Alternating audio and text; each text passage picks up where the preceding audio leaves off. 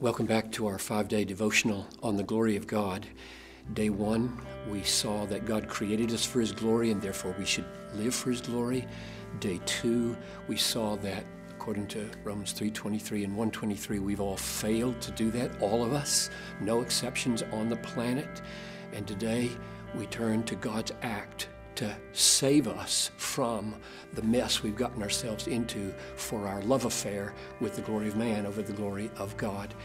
And 1 Timothy 1:15, this is a true and faithful saying that Jesus Christ came into the world to save sinners, to save people who've trampled His glory in the dirt.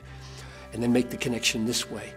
2 Corinthians chapter 4, verse 4, the God of this age, that's Satan, has blinded the minds of unbelievers to keep them from seeing the light of the gospel of the glory of Christ, who is the image of God. So there the gospel is called the gospel of the glory of Christ. So what happens is that God, in sending Christ to die in our place, not only rescues us from the failure to live for His glory, in that very moment, He is displaying the apex of His glory.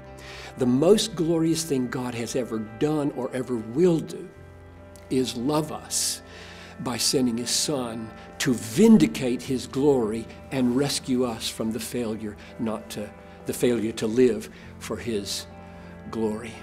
Let me give you one other text that just drives home the beauty and glory of this salvation.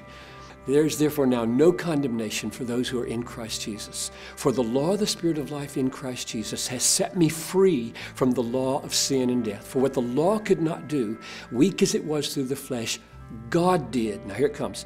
God did. Sending His own Son in the likeness of sinful flesh, He condemned sin in the flesh. Now, whose sin did He condemn? Jesus had none. It was mine. My sin got condemned in the flesh. Whose flesh? Not mine. Look, I'm right. I'm sitting in front of you. I'm not in hell. Whose flesh was it? It was Jesus' flesh. So that's one of the clearest passages, Romans 8:3, on God's penalizing His own Son out of love for me so that my sins get their due punishment. His glory is vindicated and I walk into everlasting joy. So contemplate today the freedom that God offers you through forgiveness and through justification and through substituting His Son for you so that all your failures to live for the glory of God can be and are, through faith, forgiven.